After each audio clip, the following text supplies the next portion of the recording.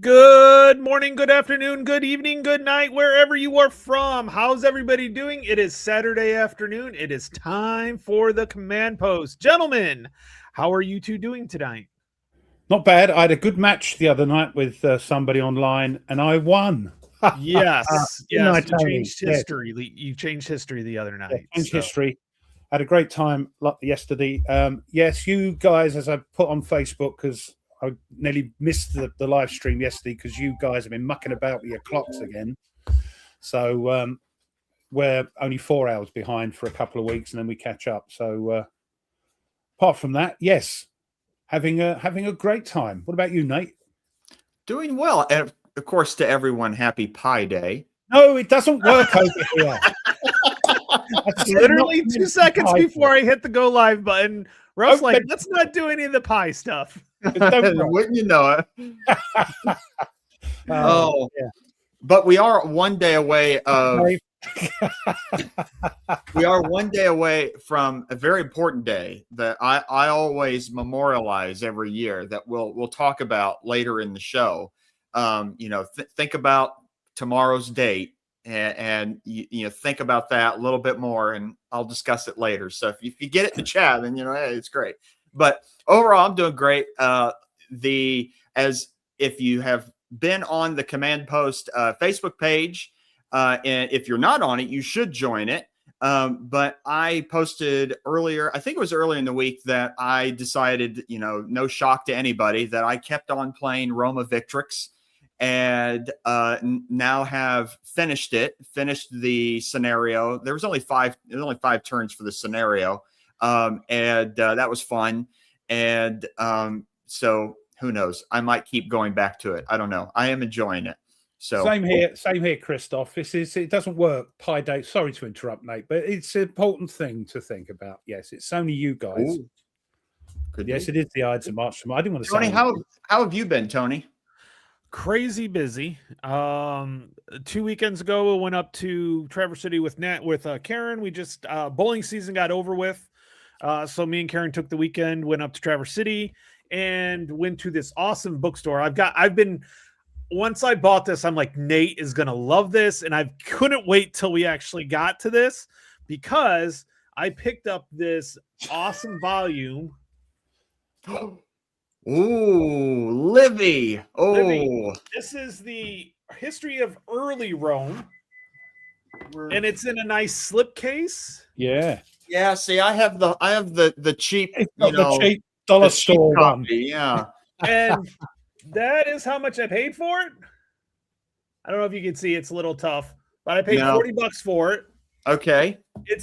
I don't think it's in awesome condition. So I added this. It's hardbound, so it's great. Yeah. Actually, so I added, so I was like, I was hoping, because I know he has a couple of their editions. Yeah. Another, volumes, and they only had this one, or else I would have bought all of them. But so guess what I'm on the hunt for now that I've got this one. The rest I gotta of get it. the rest of them. I'm just as bad when it comes to the games. Ooh, we talked about this, Ralph, last night. Ooh, yeah. Expansions. We got to get the expansions. Yes. So that is awesome. So that is awesome. Livy's really cool to read. So I am currently reading The 12 Caesars by Suetonius. Ooh. So I had picked that up. I did a report in my undergrad, and I picked it up. And I read what I needed to for, I think I was doing. One. Yes. Yep. Mine's a Penguin Classic book. But it's, and so I got it. I can't remember for which Caesar I was doing a report on. But I used it for that. And actually Natalie was doing a report on one of the Caesars. And so we used it for that. And the teacher, this was when she was, I think, in 7th grade, and the teacher was impressed that she used the book. It's like her dad's a social studies teacher. He's got plenty of history books. And they're not taking you too seriously. Look. That's awesome. That is really so I was like, Nate's gonna love this. And honestly, I need to increase my knowledge. Like, I know about Rome. When I taught 7th grade, because in Ohio you teach Rome for a quarter, but it's such a broad overview of Rome. It's never like a really good detailed history of Rome. So that's kind of one of my topic areas that I want to get better at reading Yeah. and understanding a lot more. I mean, I'll tell you, even during my dissertation, like I'm still learning a ton and through all my research and everything. And like every once in a while, I come across something. I'm like, man, how did I not see that before? That is like so interesting. Oh, that's cool. What I need then Now is I can play this with a Yes. all right, then yes. I was just going to Excellent. say, because I know two things about Rome, the history of Rome. Diddley and Squat. Yeah, nothing and bugger all. That's Okay, I thought it was Diddley and Squat, but that's what we Um, must say here. That's what we say over here. Good book for somebody that wants to get into the history of Rome. Do you start right at the Do you start right at the beginning, or do you No, start in there's- the middle and work outwards? What do you No, do? I have the perfect book for anybody. It's nice and course you short always too. do. Of course he does. A brief history of the Romans. Oh, Okay, so it's going to give you an overview, and then you can kind of narrow down. Not bad size. Does it have pictures? Does it have pictures for Hexy? Hexy needs pictures. No, I need pictures. Lots as of well. Hexy, pictures. yeah. Yep. Lots of maps, cool maps. Maps are cool. I'm all for maps and books. Yep. Even like drawings. And, oh yeah, it's a great book. Yes, Read- we just talking about that, Hexy. Yeah. By the way, Hexy's the only one that has not responded to my email about next Sunday. Not tomorrow, next Sunday. What's going I think- on there then? I think it's because he's petrified that he's going to get blown up again. Yep. Oh yes, that's of course it is. Yes, that's going to be Tank Duel. Yes. So I will have to tell you. So two things have come up, and mainly I He Probably said he I'll- did I'll- respond. Yeah, he did. Yeah. He did respond. Yes, Oh, he did did he? actually. Yeah, I'm sure he did. Yeah. I'll have to look. I didn't see it. Maybe it got mixed in with all the other responses. Okay, so you're good to go then next Sunday. So next Sunday, not tomorrow, we will be finishing off our tank duel and we'll be blowing each other up again. So But then the 'cause I week think after everybody that- else was like his was the only one I didn't see then, but Ah. like everybody else said yes, thumbs Pretty up. sure. So, I know Nerdy did. Yeah. and I know So the- Mike the did as plan- well. The plan currently is today's show. Mhm. Next Sunday afternoon is the next last episode of us playing Tank Duel. We should finish Tank Duel, and then on March the 28th, that is the following Saturday, will be another Command Post episode. Bonkers. It's bonkers. Mhm. Yep. Ah, right. Yeah. Oh, it was his Okay. OnlyFans email, so it probably went. Wow. Oh, so Oh, So I will have to tell you, Natalie, by the way, I know we have some Canadians that join us. And so if you're from Canada, hi and sorry. But they're so I'm nice. sorry about that. Natalie is doing something quintessentially Canadian right now and has started a league that's a sport that is not hockey, but that is quintessentially Canadian. Can you guys guess what it would be? Logging. Not logging. No, it's a sport. Logging's not a sport. They do have no them. idea. No, that's Scottish. That's okay, the new land. that Yeah, is. but the Canadians are like known to be the best ones. You know, it's quintessentially because they don't have anything to do. No, Natalie and Karen a couple weeks ago tried out curling. It was like a $40 try it out, and they created a after Olympics beginner league. That's 5 weeks. So the next 5 weeks, she's going to be doing curling. So kind of cool. Wow. We have a curling club at right north of BG. It's the BG Curling Club. So Cool. yeah. So I thought that was pretty cool. And another crazy thing so this is a lot's happened in the last 2 weeks. And I think I'll be okay to say it here because none of my bowlers actually watch this. But Not I'm surprised. I'm not. I am now the head coach. Oh, The other guy, he's taking a step back. So, and I don't think any of my bowlers are watching this. So, and anyways, the spot came out, like the application came out, and they like all know that he's he hasn't announced it yet, but they all know it. So. What on earth's that? Ice shanty. So when you go ice fishing, you put a shanty on so you don't have to be out in the cold the whole time. Right. and it's an ice shanty. That's Like what a that is. murder tent. You put a murder tent up over the hole. Is that what you, that sort of thing?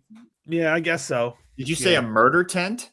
Well, when there's, unfortunately, yes, when there's an unliving of somebody over here, the police come and they put a big tent up. Oh, I see what you're talking about. But it's Yeah, more of a permanent structure. It's wooden, and that what happens is when the ice gets thick enough, they bring it on out onto the ice. And it stays out on the ice until they have to bring it off. So, if you ever watch Grumpy Old Men, which I recommend, which is hilarious. Yes. I know now. That's an ice shanty when they do the ice fishing. Yep. Yeah. So that's All funny. Well, someone had asked earlier before we started the show about today's, that we normally for the show, we just kind of let the conversation go and weave in and out of what we've been doing and what's going on in the war game space. But today we were discussing amongst ourselves. We had discussed this earlier on a different episode about sort of pulling back from buying a lot of new games and more of wanting to deep dive into the games that we already have and to finish them or in some sense of our own definition of finish a game. So the idea that we wanted to talk about was, how do we go about deep diving? How does that look for each of us? And it's going to look very different for all of us. And how we want to discuss that. How does that look? And so someone had asked this question of, the thumbnail is, your best game is already on your shelf. And so is it a question? Is it an assumption? Are we being pretentious? What is it? And I love Tony's answer to that afterwards. Yes. It's a question. It's an assumption. It's all kinds of things. It's an assertion. Yes. Because this is something that we think that I know. You know what? Hexy would be, I think, really interested in getting into that, especially since we're going to finish Tank Duel, and I know he's going to be wanting to play Wolfpack afterwards. I think he could get into Wolfpack, honestly. I think he could. I do. I think he could. But he says next month. No, I know what he's talking about. Thunderbolt will be out in April, so we should have Thunderbolt in April. So that's why he's saying next month. That's going to be his best game. Either that or 3 Days in Gettysburg. One of those two games. Yep.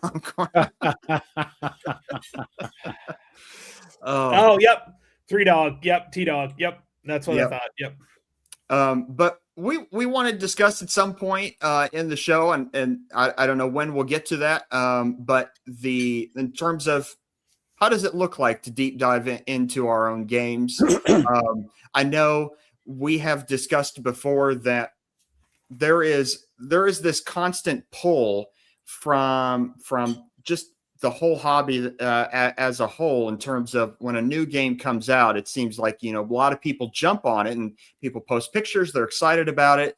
And of course, the game doesn't necessarily get played. It's like, I clip the counters, I look at the map, I share a photo of it, whatever. Then I stick it on the shelf and I say, I'll come back to it at some point. And then we never come back to it. And then we on to the next shiny thing.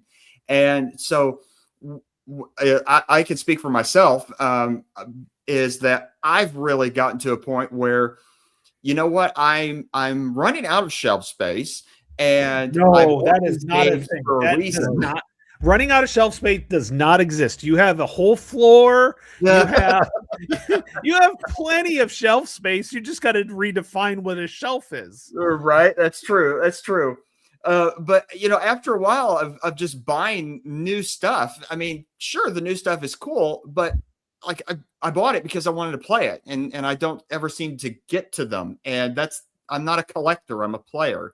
And so, yeah, so like, for instance, I've been doing a lot lately, as like I mentioned earlier, on the Command Post Facebook group. And again, if you're not on it, you should get onto it, join the Facebook group, as well as like and subscribe, so you can always get the next Command Post episode coming out. But I've been deep diving myself into my own Roma Victrix game. I'm really liking it. I'm really enjoying it. And the one thing that I'm enjoying about deep diving into it is that the more that I play it, the more that the rules are really internalized into me, and I don't have to look at the rule book. And plus, I also learn some really cool subtleties of the game that I never would have. I never would have known had I only played, say, once or twice. And so, yeah, it's speaking kinda cool. of playing stuff and getting deeper into stuff, what have you been playing, Nate? Or did you already tell us what you've been playing? Well, instead of telling you, why don't I show you? Oh, add to stage. Here's what I've been playing. And that's it. We're done. Okay, got it. What have you That's it. So seriously, you've been playing that? I know you've been playing it for about a month now. Oh, you did it as well. Sorry, I just realized you did it. You were quicker than me, Tony. Sorry. Oh, I didn't do that. Nate did that. I did that. I was just messing around. I'll put it back up. Yeah. Because I know you got other pictures involved. Yeah. So there we go. So yeah, I have been playing this. There is about 20 scenarios in the game, and I have played I played 6 of them so far. Okay. So there's like a lot of different stuff going on. Is there a overarching like campaign game, or are they all just scenarios? No, Roma Victrix is more of recreating specific campaigns of the Roman era. So this one that you're looking at is the Year of the Four Emperors with Otho, Galba, Vitellius, and Vespasian. And in mine that I finished earlier this afternoon, actually, Vespasian died. So in real life, Vespasian became the emperor, and in this game, he died. Vitellius died, and it ended up being basically a contest between Otho and Galba. And it was like, well, this is kind of a stalemate for a while, but I did really enjoy it. And I mean, do you have to play a game to enjoy the game? I mean, technically no, because once you buy it, it's what you want to do with it. So if you just want to look at it on the wall, that's enjoying it. Exactly. If you just want to stare at it, that's okay. So everyone comes into this hobby for different things that they want to get out of it. For me personally, I can only speak for myself. I get enjoyment from playing them. And so, yeah, I'm really enjoying this one. Well, I'll tell you what. So, I know, Ruff, we'll be able to jump in on this. He kind of took from what I'm going to be doing. So when you see me playing like videos, when I upload videos, they're going to be my solitaire games. Because that's what they're for. And I'm finding so much fun playing when I'm playing like Ruff. Another game that I've been playing recently, me and Mitch started back up, was Last 100 Yards, and we've been doing for King and Country. Oh, so he's the Brits, I'm the Germans. And it was funny. So here's the fun about this game is the narrative, and I think Ruff will enjoy that. I kind of previewed this. Ruff, you're gonna love this. So I get one of his units to take a stat loss, and then he has to retreat. And then he rallied and he rolled a 10. Now, if you know what that means in Last 100 Yards, that means he's heroic, which sounds great, well, no, but it's not really. Because you immediately have to go and do an assault in any unit 3 hexes, the closest to 3 hexes, you get to the closest unit. He comes in with a half squad and kicks my my machine gun out. Now, luckily, I didn't lose any steps or anything on my machine gun. I just got kicked out. I just had to retreat. But he's regrouping. I'm like, sweet. I had units right in because he was forced to be in heroic. He forced in. I had a leader and a full squad, and I sent that in. And guess what happens? He whipped your backside. Yes, I got kicked out of that. I got kicked out of the hex again. But that's not the funny part. There was a leader in the assault. Whenever you have an assault, you have to do a leader check. Guess what happened to my German leader? Casualtied. He has to go on. So, I mean, this narrative of, and both me and Mitch agree. I mean, we both love ATS, but we're having so much fun with this game. And there's been a few rules questions we had, and we've reached out to Mike. And by the way, I'm going to start reaching out to Mike Denson because I'd like to have him on the show, and he's really good guest. And Mitch is like, you got to have him on. I said, okay, cool. I'll reach out and he'll do that because he'll jump on. And apparently there's even more in development for Last 100 Yards. Yeah. Yeah, because So, that's on the P500, so you can play that alone instead of needing the other volumes. Yeah. yep. So And that's a good but thing. That's a good thing. yes, Yeah. because I'll tell you what, the way the game works now, the scenario we're playing, he's all hidden. So I have no idea where his British are. And so it's kind of like, I'm like, okay, well, I'm going to go this way and I'm going to send my tanks this way. And man, it is just so much fun. So we've been doing that every Wednesday night, just me and him BSing around and having so much fun with the system. I'm like, we got to play this more. Cool. I remember playing with Ruff and having fun with it. I've been played with Bertelli, had a blast with it. And then I played Mitch we played the Solomons, which the Japanese are totally different too, playing in that game. Christoph is waiting for the solo system.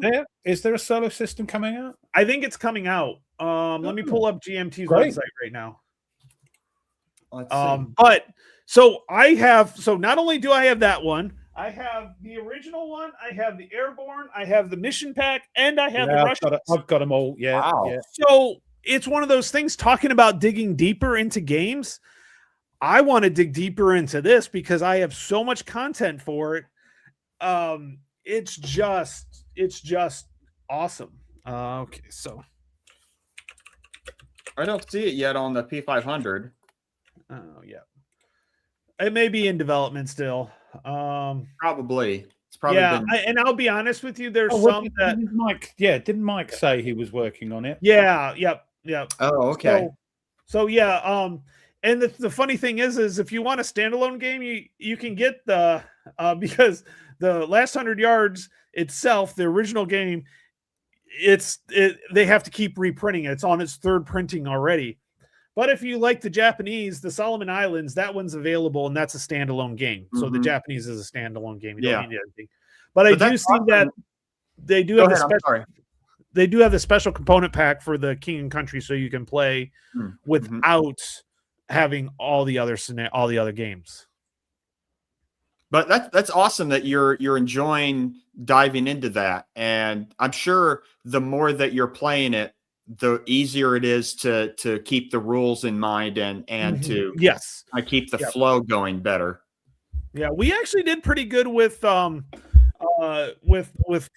Frederick. I think Ruff, we picked that up pretty quickly, and it's not a complex game, to be fair. No.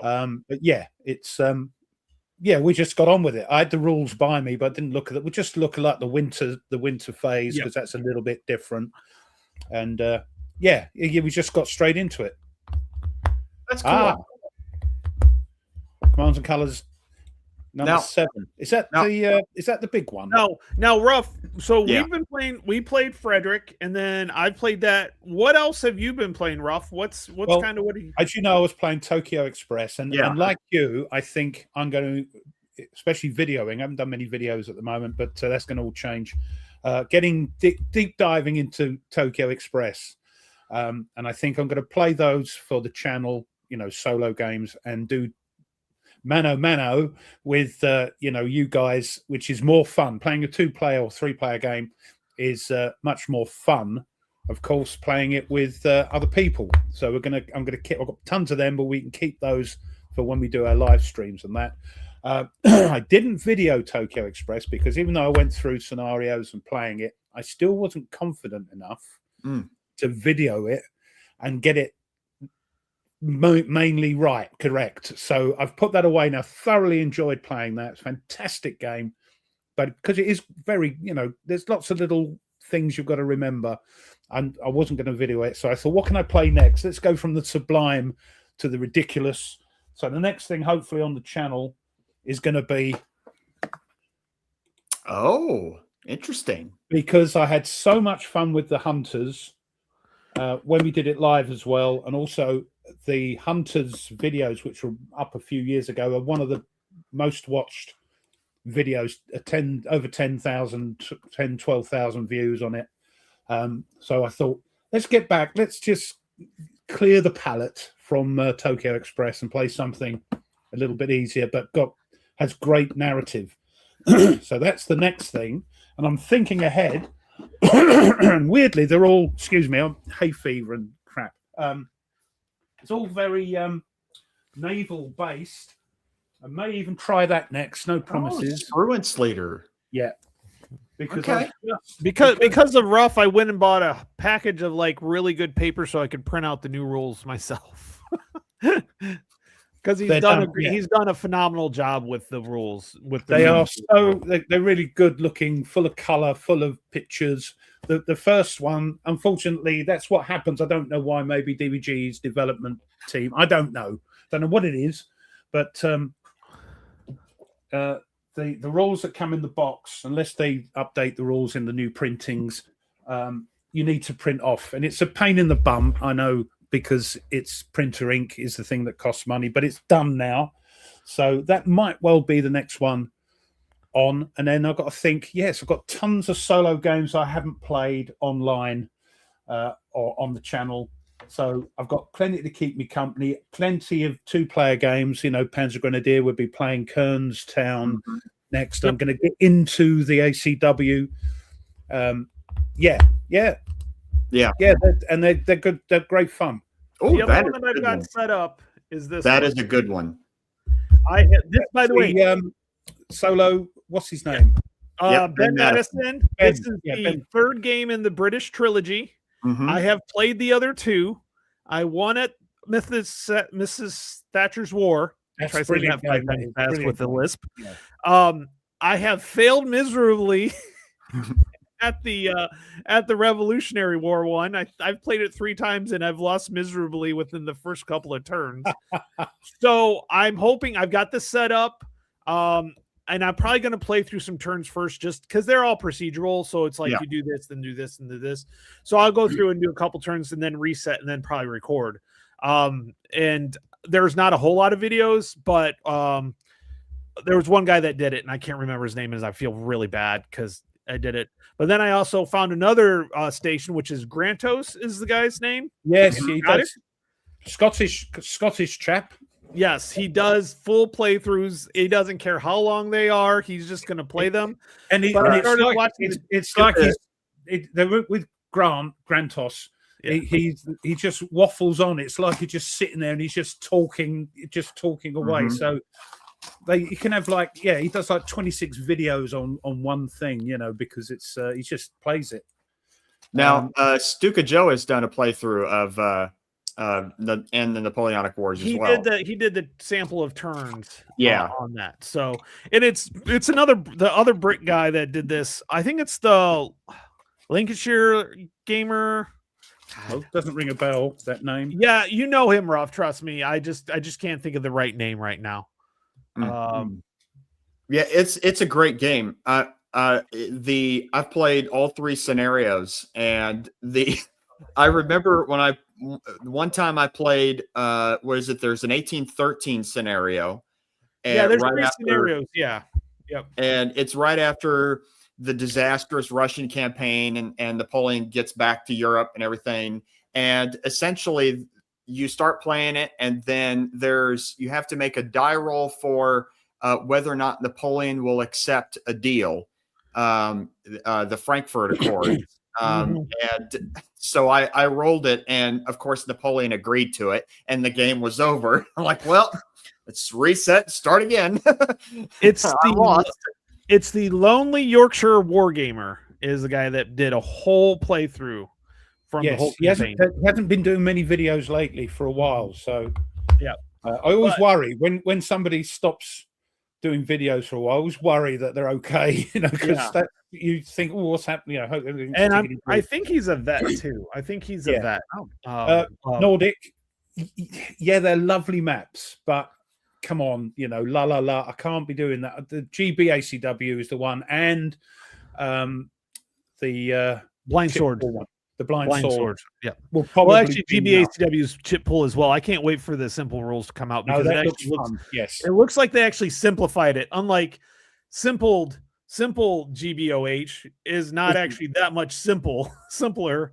you might This as well use actually the looks like it rules. is. Yeah. This actually looks like it is simpler. Yes. But then once you get into that, you can then transfer to the full rules, can't you? Because you're au fait with most of the rules. Yeah, in the it's game. like it's not one of those things that they're different rules. They just streamline some of the good. more chunkier rules. But that's what I'm going to be doing now. Rather than playing 2-player games on the channel, I'll be trying as much as I can to put solo games on and saving our 2-player games for when whoever plays we go live and play that for a bit of fun. And they are fun, I'll tell you. It's just something about taking the piss out of the guy across you, yes, and just having fun with that. Like, and having the chat do it as well. It's fun. so like literally when I rolled that 9, or it was 9-10 for that leader, I said, Mitch, I just shut up. I was like, oh, the swear word started going at that point. Let me put it to you that way. I'm like, not only did I lose a pretty good,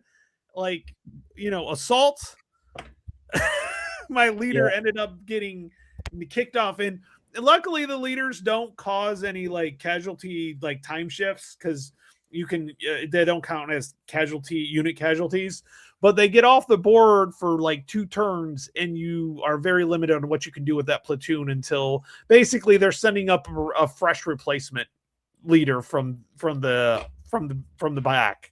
They're like, we just lost a platoon leader. You're in charge of 3rd platoon now. Go. So and most of the fun thing about the last 100 yards, most of the scenarios are he calls them missions, which I like the idea. Yeah. But they're mostly 1 or 2 mappers. They do have some larger ones, but most of them are 1 or 2 maps. They're they're a bit like 17. Like the lock and load maps, that sort of size. If you play the tactical. Yeah, and the maps are just absolutely gorgeous. Yeah, absolutely gorgeous. So. Yeah, I mean, especially I like the unit counters. There's an actual tank, there's infantry on there, so you don't have to always use your imagination for everything. Well, table space Nordic. Me, it's 1 at the moment, just 1. Yeah. How many game series is too many to be playing? I don't know. The games, I don't know.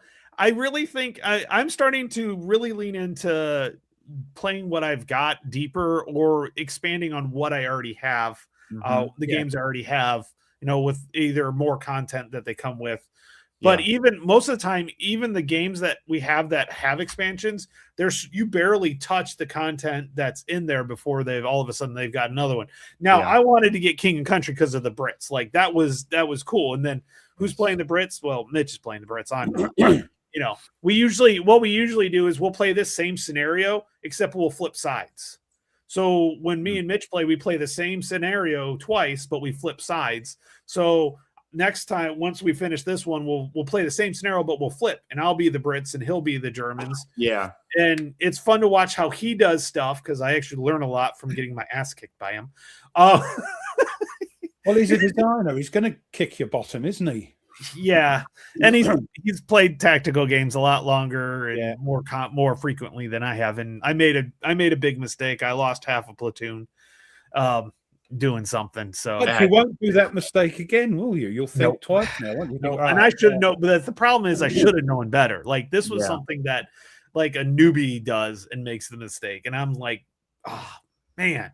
So, but when it comes to series, if you can keep the rules, a lot of times it's just playing the game to understand the rules and get deeper. Mm-hmm. I mean, me and Ruff, if we would have stopped playing Frederick after about 2 sessions, I guarantee the rule. I mean, I could probably pick up Frederick again and play it without too much of an issue. Yeah. Because we played it long enough. Yeah. I think the war was I think we were longer than what the war actually was. But, hey, I think we actually did real-time turns. Yeah. Yeah. Well, that, and you also, by playing a game more, even if it's just the same campaign over a long time or multiple scenarios, you begin to learn different small subtleties in the game design that aren't immediately apparent when you first start playing. It's when the longer you go, all of a sudden, oh, I'm starting to see that this strategy is a little more effective over here. Or maybe I shouldn't do this when first reading the rules. I think I should, but then you really started to see that maybe now I need to not and move on to something else. So it's cool to see those sort of, I guess you could call it almost like buried features of the more that you go into a game, the more that you're finding, and the cooler that the game gets for you, and becomes more interesting the further you go. That's why I always like. There's a phrase from Sid Meier, the guy who made the Civilization PC series. He said, "You can boil down a good game to one sentence. A good game is a series of interesting decisions." And that's what you want in a good war game, is each turn, do I have something interesting to decide in there? And I'm finding, at least it sounds like from you guys playing Frederick and you with Last 100 Yards and you with Tokyo Express, that the more that you're playing it, the more interesting things that are popping up. That are like, oh, let me try that. Let me do this, or you finish the game. Hey, I'm going to go back and I'm going to replay it and I'm going to try a different strategy, kind of thing. So that's really cool. I like what Dragon has to say here. Sorry, the problem with well, yeah, sure. You're investing your time and love into the game. The thing with, say, Tokyo Express is you go, right, I'm going to try that again. And the problem is it plays completely different because of the way the game's designed. So no two. Well, that's a good solitary design then. Yeah. That's the thing, you see. And then they've also got make your own.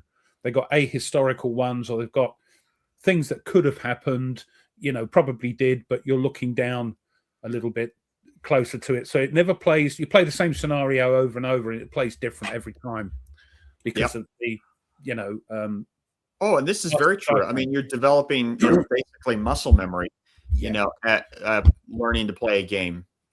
Yeah, like if I would think if me and Ruff went back to Men of Iron, it wouldn't take long for us to, because we've played it quite a bit enough that we could probably jump right into that. Or the lamps are going out. Yeah, like we could do that. We got to do that again because I got my ass handed to me, so we've got to do that one again. You've got your backside handed to you again. Things have not been going well for me. I was lucky in that game though, because I did a bit of what's his face, the guy that just rushes forward. Leroy Jenkins. Yeah, he did some Leroy Jenkins. A little bit of Leroy Jenkins, but I think if I can win that siege, then I've won the game. So I had to go for it. And I mean, because if you would have waited another couple of turns, if it would have survived a little bit longer, most likely it would have finished in a draw because Russia would have jumped to my side. Yeah. And then really any chance at that point of him winning would have been out. And I probably wouldn't have, like, if I got the Russians moved down, I might have been able to win, but that's such a short time period that I would have to have a lot of stuff go right for that. So I was like, well, if they come in, if the Russians come in on my side, if they switch, pull in Italy. If they switch, I would have to have everything go right for me to actually win, but it would flip enough of the resource forts that Ruff probably couldn't have won. It would have, the French would have really had to gone after the British and the Hanoverians, basically. They would have to sort of come round rather than pushing sort of, rather than pushing that way towards west. Russia. Yeah. They would have had to have come round to clear out the Brits and move across that way. So that would have taken time. But yeah, it was a bit of a risky, and I thought, but luckily the dice gods were with me, so it was good. But Men of Iron, great series. Looking forward to the new one. Yeah, I liked the Norman Conquest that I have. Yeah. I've got what is it? Purdue? That's what I'm waiting for because it's on a slow boat from China. Yeah, legit. So, Yeah. well, the funny Oh, thing yeah. is, if you get this, if you like this topic, you should get this one Oh yes, because they are No. technically the same topic. yes. This is the thing. We're talking about not getting more, playing what we've got. That's another series that I don't want to get into, even though it Well, looks here's the fun. fun part. Yeah, They're you're always creating like a la la solo- la la. Yeah. They're creating a solo bot. I know. Shut up now. 500. Lola. Stop it. I can't. Literally. Well, this was something that I was going to say earlier. Just because we want to deep dive into game doesn't mean that we're stopping buying, period. We No. might be slowing our buying, but That's what we're I'm being doing, more yeah. strategic in what we buy. And so, like, for instance, I still have things on the P500 that I know I'm going to play, like Thunderbolt. When Thunderbolt comes, that's it. That's on the table. And That's gonna Nate's occupy game the for the table. year at that point. Correct. Hey, Jester's here. What's up, man? Oh, hey, there he is. Hey, Jester. I will agree too. Was it M Fire Muse earlier said that's why he's a completionist about game series? So, like, a great example of that, the 40X series or the Zokbon series. I mean, yes.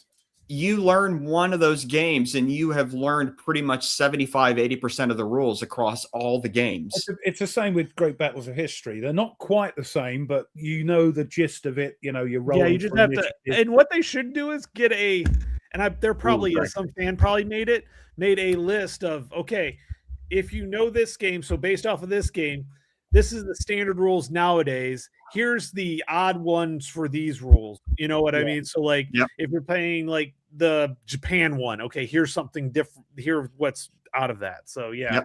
Which that's what I like in the Levian campaign series. He has, yeah. Yep. Yeah, that's true. I'm not denying that one.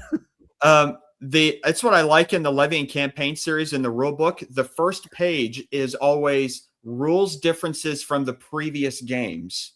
Mm-hmm. Oh yeah, you because they base it off of Nevsky. If you've played Nevsky, this is the different rules because a lot of people have played Nevsky. Yep. I will definitely be getting to Europa at some point. I see that and I'm like, because it looks so good. Mhm. Looks so good. That one I would really want to play. Yeah, we'll have to play it on 6-player. Tabletop Simulator or something like that. Yeah, we get a 6-player on that one because that looks like so much fun. Oh, it's a big game. Yeah, it's like a Big 5-6 player up to 5. It's a bit like the Here I Stand, Virgin Queen, those that sort type of things. yeah. Enjoy. I got my own back though, Hexy, didn't I? I got my own back. Blew your hat off. You know what? Nerd did not get stuck on fire, so that was a good No, thing that this was cool. time. That we didn't. Yeah. Yeah. So, and like Hex said, after in April, golf starts, so he's useless on the weekend. So I'm like, we Yeah. got to get this done before April starts back. Now, up, so. talk about someone who is definitely deep diving into his games or just Civil War period is Hexy. I mean, I think wasn't he saying he was going to play like some other games earlier in the year of 2026? He was going to do this and this, and then all of a sudden it was nope, it's all Civil War now. Pretty much, yeah. He does do World War II. That he does Yeah. do, and he in particular East Front. I don't think he's a West Front. He can correct me on that. I think he's East Front. So, this just reminded me. I doubt comment by Eastern Front. Yeah, I've got to see that come out first, but it is by a different one. Anybody that bought Volume 3 and Cardboard Commander said, "Oh, you know, this is a." I said, "Yeah, they're a great series," but before I got it, and so he went and got Volume 3 and was very disappointed. Apparently, there was somebody. As was I. Yeah, Very somebody disappointed. on BGG created an actual campaign with scenarios in the file section What, for free? for Volume 3, like fan made type thing that actually have a look. did what everybody wanted it to do. Yeah. Instead of basically rehashing Combat 1, but on a different location, because that's basically all they did. But They did Combat 1 wrong. Yeah, everything was wrong. with a So, different version. So Volume, yeah. I know we've got a different designer coming along now for the others. Yes. because that chap has left Compass, I understand, to go and ruin somebody else's game. Yeah, because he ruined MMP's Yeah. games, and then he ruined them for Compass, and I think the list is a mile long. Yeah. So well, I'm and- going to put up, but once bitten, as they say, twice shy. I'm going to wait until that comes out. and I'm going to see the feedback responses. and Yeah, everything, because I was so looking forward to Arnhem, but yeah, even and then when it comes down to it, I still have 1 and 2, which there's so much content on that one. They are great. They are great. And I will say, I am very cautious about the amount of errata that comes in a Compass game. Yeah. Depends on the game, but you know, yes, I do like some Compass games. Obviously, I'm loving Roma Victrix. That's from Compass. But some of their games, they come out and they're just bleh. They're just horrible. And unfortunately, yeah, he did. While they do a good job on getting counters to you, it's really rules and maps and other things that it doesn't necessarily get fixed. Last name Starkweather. Yeah, and Bill from Compass, Bill's Bill. You know, he strikes me because he did say they're just complaining idiots, and I'm like ducking and diving. You know, but yeah, okay, it's that's fair enough. But then people, walk you know what? If I'm a customer and I'm going to pay $140 for something that's essentially broken, you bet I'm going to complain. And I'm not going to be happy when the guy that I gave the money to tells me to stop complaining. I'll tell you that. Yeah. It's like these sci-fi, you know, like Doctor Who and Star Trek and Star Wars. When the fans complain, the companies blame the fans for being, you know, it's the wrong way to do things. Yeah, I you know, Jester, there's sometimes I disagree with you, but when it comes to Compass, I totally agree. It's way too much half the time. Yeah. And of course, games get errata. Things get missed. I mean, even in this simple game from Greg, there was a new rule book that was online at GMT, and you look through it, and the things that are it's more clarifications were in red. So I've just annotated my rule book. Took about half an hour. And it's ready to go. Yeah, and a lot of times the errata is more clarifications than actually rules are wrong. And that makes more sense to me with the clarifications on that. Yeah. But and with the series as being as long, and like Nordic brought up the point, like OSD rules are very mature at this point. So there's no real changes with every new release. It's kind of like, you know, they're always the game specific rules. It's like GBOH, the Great Battles of History. That rule set is set. Ages old. However, they're bringing out a Julius Caesar pack to put things right. You know, so I'm a little I've had to order it because I've got the game.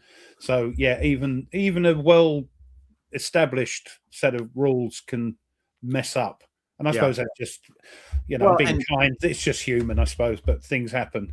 Yeah, I mean, well, even just recently at GMT, that they posted on their website, people that with the Men of Iron tri-pack that came out, that stuff was wrong in that pack. I don't know exactly what happened, whether the wrong files were sent to the printer or what. I don't know, but they did acknowledge that we had problems with this, and we're sorry about it, and we will address that.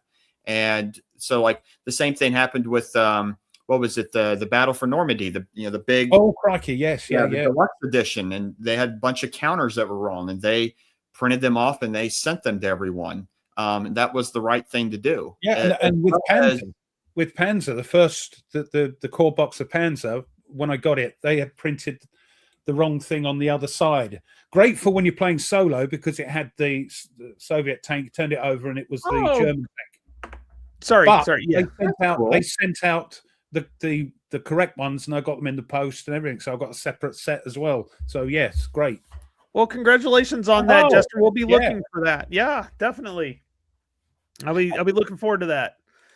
Get them started sooner. I think with the main thing that at least it's for me that I see with errata and whatever is I understand they're very complex games, unlike Euros that are very simple. And, you know, if it's all screwed up, then something really went wrong. Like it is easy with these games that we play for something to be wrong, misspellings or whatever. And I understand that. And I always want to be graceful to those who are doing the work. Many of them are volunteering. They're not getting paid necessarily, or maybe if they are, it's a free game. So I do understand, and I want to be graceful. The problem that when I get irritated is that there is not a lot of no, let me rephrase this. The thing that irritates me is when a company is not does not show humility in having the problem, that they do not own up to it and say, we are sorry and we will fix that. It is one thing to just fix it and say, oh, you shouldn't be complaining, but we're going to fix it anyway. Instead, it's different to say, yes, we screwed up. We apologize for our screw up, and here's how we're going to fix it. And just by having a correct attitude, I am more willing to come back and wanting to work with them and wanting to get something from them, as opposed to, someone just being mad at me because I got a product that's defective. So to I speak. think they're getting better, I hear. Oh yeah. Both of them actually, in some cases, are. I think it's the problem is it's a game by game situation for both of these companies, and so I feel like, because if you look Trent Raid, I had not heard anything negative about Trent Raid from Compass, right? And then you get it's great. Yep. So my problem is like I said, it's really a game by game situation. And in some cases, I think a designer by designer situation too. You're muted, Nate. Muted yourself. World news here.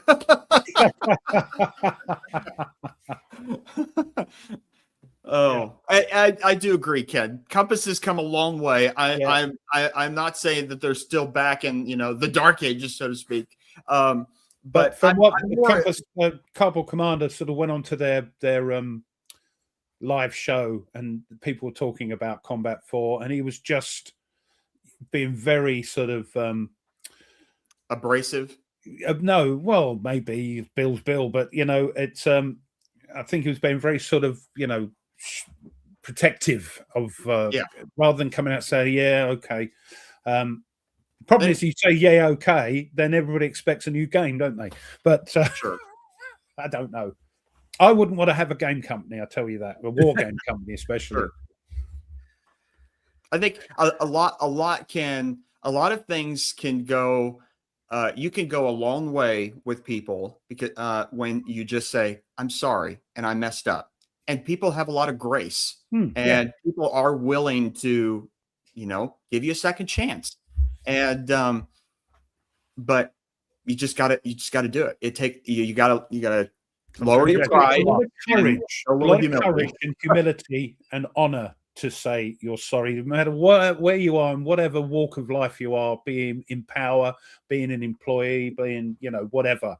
Takes a lot of guts, if you like, to say I'm sorry, because most people are in positions of business or whatever. They're in business because they can do no wrong. So my argument is correct. So, but it takes a lot of guts to do it. If they do it, then, as you say, people are very forgiving. If somebody is, wears their heart on their sleeve and says, "Sorry, guys and girls, we messed that one up. We'll try and put that right. Watch this space." So, Nordic, I don't accept that. I don't accept that. Oh, by the way, while remember, whoever you're watching it on, because you can watch it on all our channels now, you can watch all three at the same time. Wonderful. They'll probably be out of sync, but whatever you're watching, just especially me, because I have to get right across your other side of the pond, give the old like button a little push, a little smash would be wonderful for whatever channel you're watching. That'd be lovely. Don't forget to subscribe as well. Yes, if you haven't done so already, then subscribe to all three channels. Click the little bell icon so you can be notified. I do agree. Yes, this is absolutely right. Yes. I teach my students the one thing you can make mistakes, and I totally understand. When you keep making the same mistakes, then there's a problem. But if you make a mistake, okay, I can let it Everybody, go. yeah, everybody makes Everybody mistakes. does. But if you keep Yep, doing we're the not same thing over perfect. and over, It's amazing how we've gone off topic and got onto errata all of a sudden. It's funny, but oh that's yeah, the- Jester shows up and we got off to errata. yeah, just yes, yes, It's like that. he just graduated. Anyways, I'm so happy. I can't wait to see your grandson if you can get him on. That would be awesome. That'd be awesome. That's cool. That'd Yeah, be cute. it's That'd be lovely. sweet. Because we've actually talked to your daughters and stuff, so that was always fun. So, but yeah, no. So, well, we got into it because if you know the rules have to be us. I know how we got into this is because we were talking about how a rule set is pretty solid, and that that takes care of some of the solidness. You know what I'm saying? Yep. You can dig deeper in a game when the rules are solid. OCS, which I do like, that's a solid rule set, and it's on version 4.3, but it's on 4.3 for about a decade now. Mm-hmm. And even these earlier rules, they've just tweaked them for later things that have added onto the new other games, really.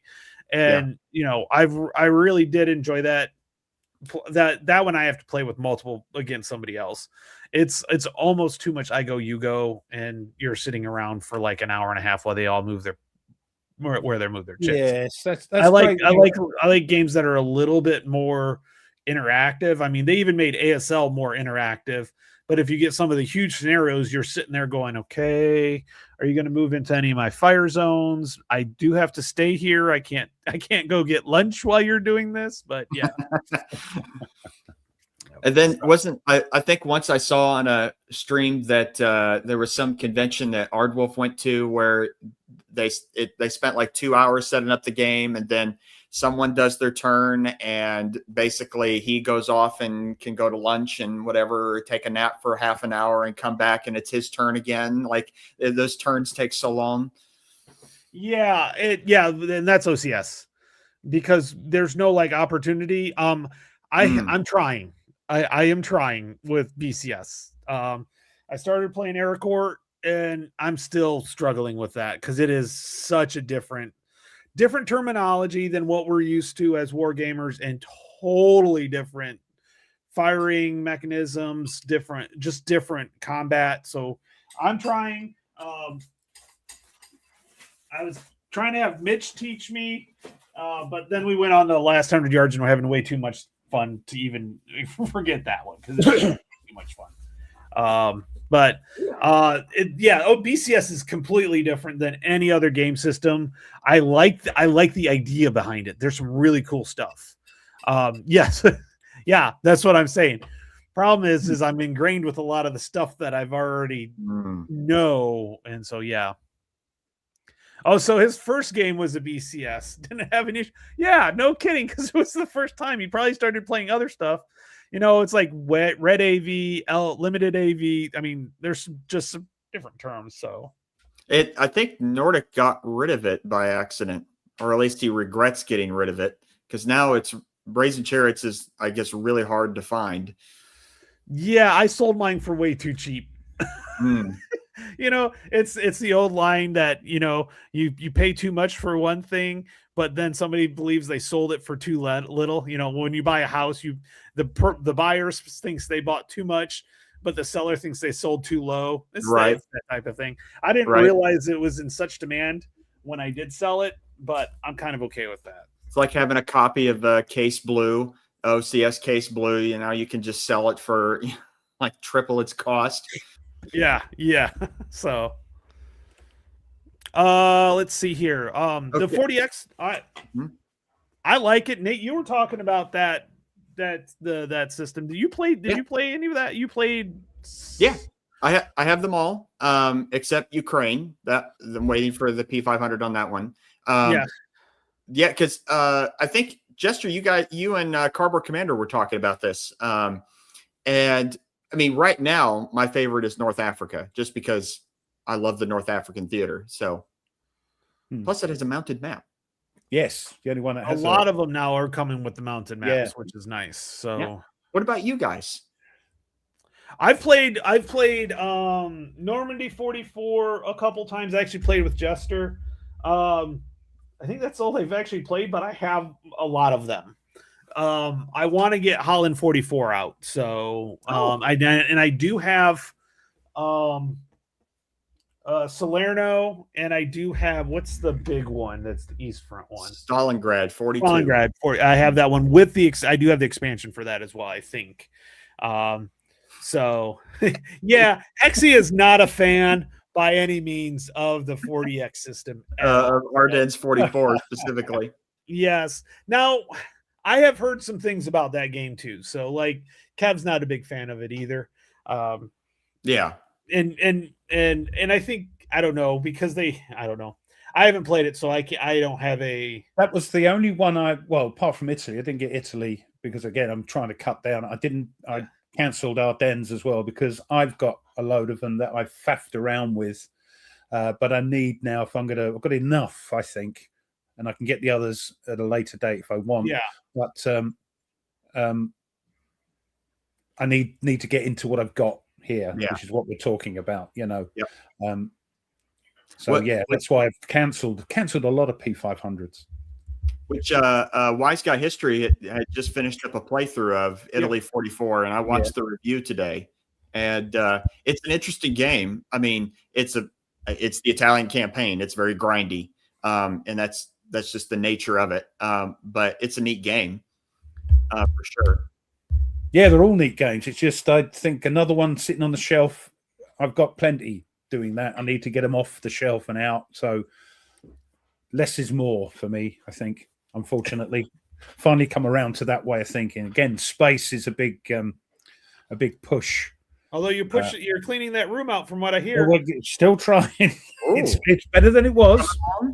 Yeah, it's coming along. I mean, all the games that were down here, I said, are all over the place on the table over here. They're all upstairs now in that room, ready to be put on shelving and things when we clear the rest of it. This just came up. I know we're an hour in and we're going to go off a little tangent here for a minute. Ruff, did you figure out where the leak came from for those games from last night? We think it might be the heat. Yeah, because last night we were talking and I think it was Nordic that said, we're talking about all the cards for Spruensleader.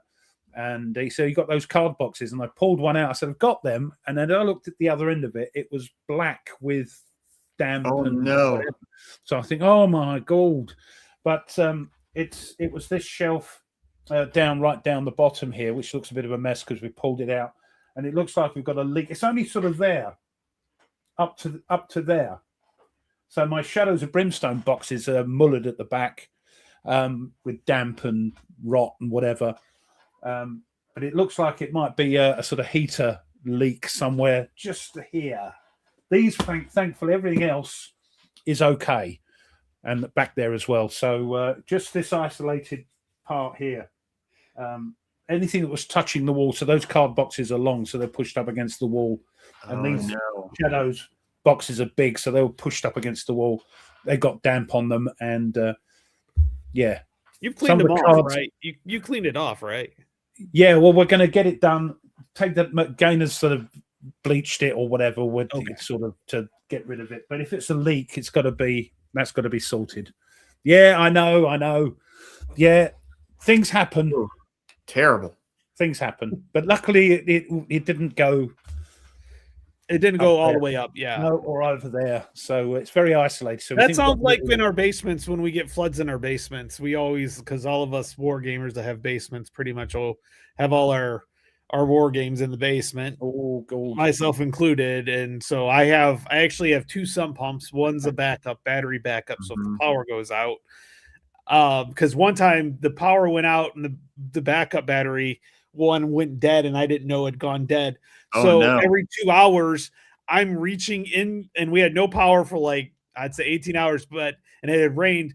So every 2 hours I'm going in there with a bucket, unloading the sump pump hole and putting it down the drain. And just because I didn't want the flooding to go, because I mean, there's other stuff too. And most of my games, are at least 1.5 inches off the ground. So it would take a lot, but I have carpeting all around the basement. God, no. Yeah.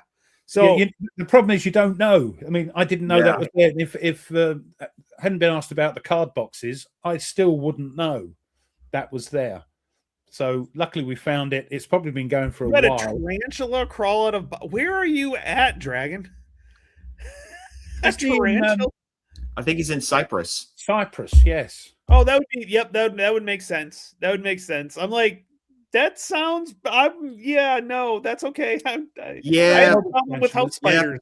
If Yeah, I had Cyprus, one of them, if I saw one of them things in my house, then like that's it. Burn the whole house down. Start again. Nope. Oh, you girly. Tarantulas. I think it's the is it the redback spider that they have in Australia, which likes the toilet because it's cool and damp. You sit on the toilet, one of them in there, you'd soon get up quick.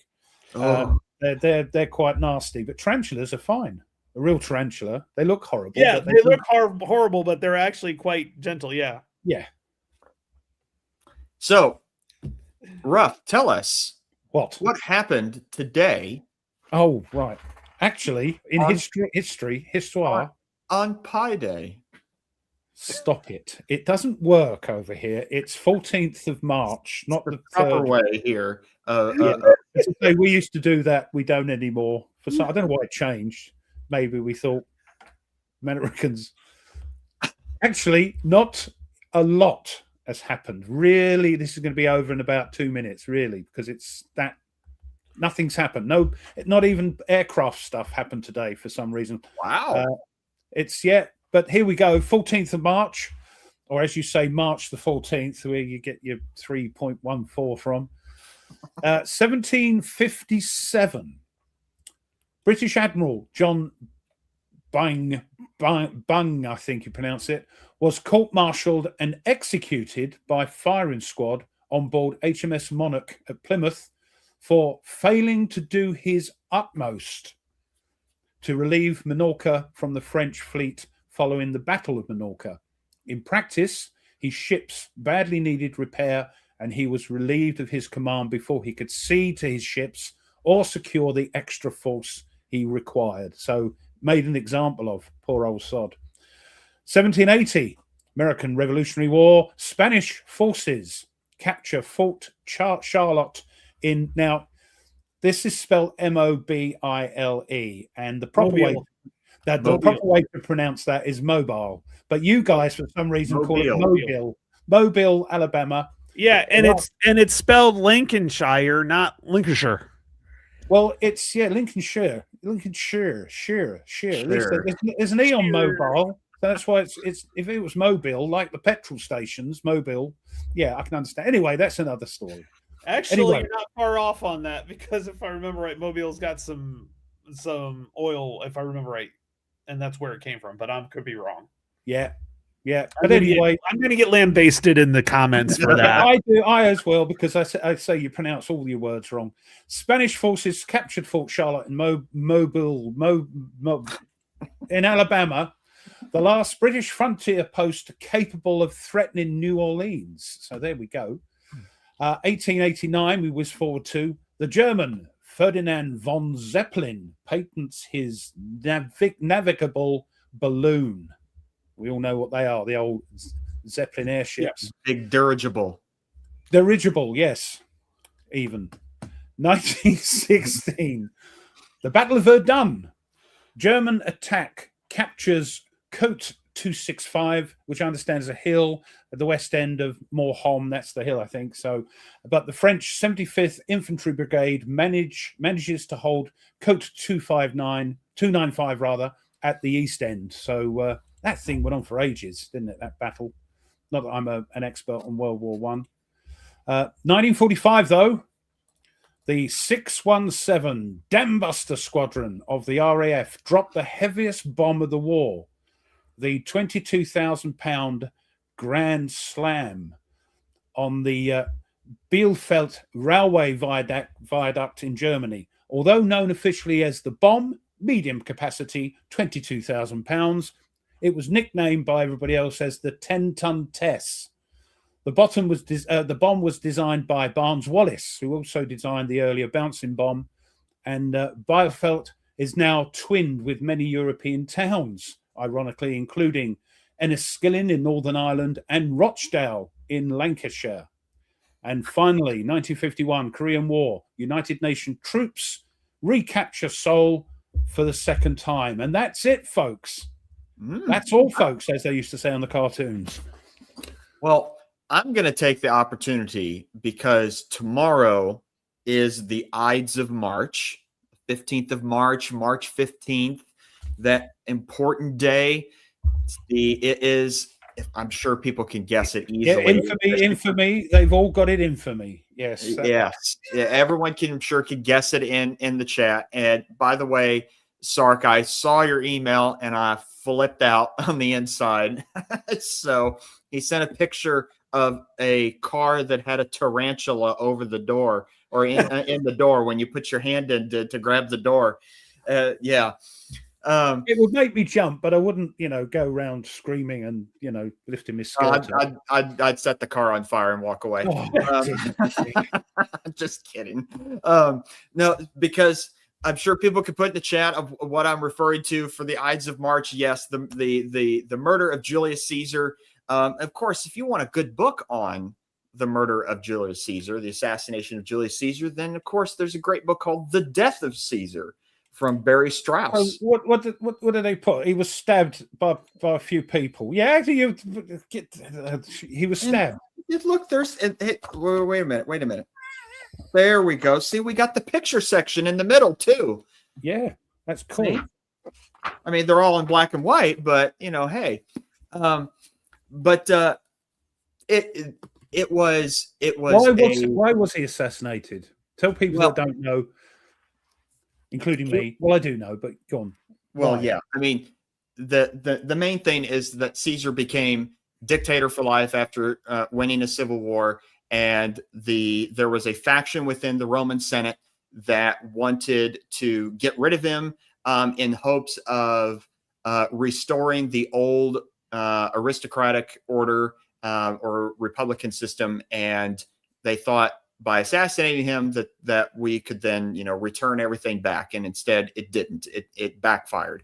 And but so if you're looking for a good book on it, The Death of Caesar, Barry Strauss is an excellent author. But if you're also looking for a game on the Civil War, anything involving Caesar, I'll share a link, share my screen for an upcoming game. Oh, that should be coming out in May. This is one that I'm definitely going to be purchasing. You have got the Julius Caesar GBOH, which has the Civil Wars. Correct. I haven't played it yet. This is a new one. This is a new one. Yeah. This is from Thin Red Line Games, called First Man in Rome. This is in the same system as the Fate of All about Alexander the Great. It's more of an operational game. This covers the civil war between Julius Caesar and Pompey, and it allows you to refight the entirety of the Civil War across the whole Mediterranean.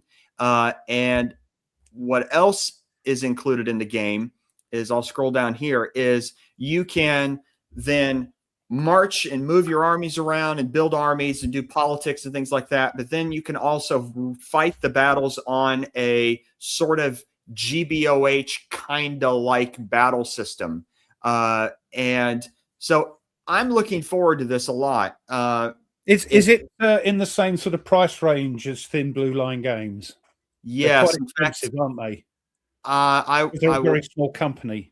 Right down here, it says the price is still be determined, but probably similar to the Fate of All, which was 155 euros. Well, that's not too bad. I'm thinking of their Cold War games. They were. Those are $300.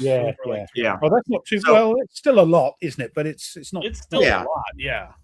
So if you are interested in the game, it does say to send an email to them, and you put yourself on a list. When it's ready, then they send you the order, and you can buy it right then and there if you want. Yeah, they're a very small company. They need supporting, in that. Yeah. And I have played the Fate of All, and I do enjoy it. It is a really interesting sort of I won't say puzzle, but it's interesting when you're trying to move armies around and keep them supplied, and trying to also move quickly. To take over territory and cities and keep your supply lines moving. So it's a real cool dynamic that's in there. So I'm definitely looking forward to this. But yeah, that's all I got. And of course, Tony left. So that was so interesting. He's left. Yeah. Yeah. absolutely. And I just want to say, up that. don't everybody. So whoever's put the down thumb on my channel, you swine. But there we are. Well, I was gonna look for it, but I can't find it. There is another game that you can get for the Civil War if you want, and it's one of those. It's by Pablo, or it's part of the Blitzkrieg, the World War II in 30 minutes. Oh yeah, they have a Julius Caesar Pompey one. So that's true. That's true. Well, Ruff actually brought this one up, and I actually thought yesterday, and so I actually thought it'd be fun to put up here, and it's in Legion. Yes. It's Doodlebugs, and if you don't know what Doodlebugs, they're the V1s. And this game, it's a solitaire game. Nice price. I'm seeing them looking at it. It basically you pay the British and you try to knock down out the V1s. You only do the first week because after a month, the anti-aircraft start getting proximity fuses from the Americans and basically start killing them. But you basically send airplanes up to take them out. And so I'm kind of curious on how this is going to go through and how it looks. The counters look pretty cool. Is it out now or is it coming out? No, this is still pre-order. Yeah, it's still pre-order. I think it just came out. Yeah, so no, it is available for purchase. Right. So, yeah. I'm hoping that Second Chance Games don't bring any copies of that along to PunchCon. Well, Ruff, if you look at the price, the MSRP is only $26 US, Yeah, so it's fine, not bad at all. No, Yeah. it's not bad. No, it's out now. Yeah, I know. Yeah. Now I just read it. I just realized it. How dare you? No, I mean for online it's $21. Now, granted, shipping around here you're probably going to pay another $20. So Yeah, no, I'll wait until a Second Chance get it. Talking about that, my mum always said that as a kid, because she wasn't evacuated, my dad was evacuated, but she says she remembers one flying over, and she said it was frightening because it'd have that sort of brrr sort of noise from the end from the jet engine, and then it went quiet, and then there was a delay, and then you heard a boom. Yeah. Yep. So that was frightening. She saw one fly over, and went outside, heard the silence, and then a few seconds later the boom. So yeah. And this is by one of our favorite narrative game designers, Steve Dixon. So yeah. that's well. Let's hope, unlike Target for tonight, it doesn't have 9 pages of errata, but I don't think so. They do have the rules up here already. So if I pull this up, wow, this is the beta version of the rules, obviously. Sure, yeah, that's not what they're going to look like. Yeah, no, but it's actually the beta rules version is only 8 pages. That's fine. I mean, it looks like it's, again, a sort of get rid of all your trouble. It should be just a quick play and fun game. Yeah. Yeah. So I'm interested in that. So I may well, if it's available at PunchCon, I may, for me £25 or whatever it is, buy a copy, because I do like. I know I moan about it. I do like the games, though. I do like. Well, it's neat that you're playing game. It's neat that you're playing games that you have a sort of a connection to. Like, you played Miracle at Dunkirk. Yeah, that reminded me of my old granddad. Yeah, and, yeah. So yeah, it's good. Yeah. And that would be a good one to do, because Doodlebugs, I don't know what they are. Americans, what's the doodle? That's the V1 where you called it the Doodlebug. Yep. For some reason, which I think might have been an Americanism, a Doodlebug over there. Does it mean anything? Yeah, it's something there. Yes. Yeah, but that's what we called them, Doodlebugs, and the old Spitfires tipping them over and all that sort of thing. And because you have to use the wings to knock them off. You can't really shoot them because they were so fast. Knock them back out to the sea, sort of thing, Yep. So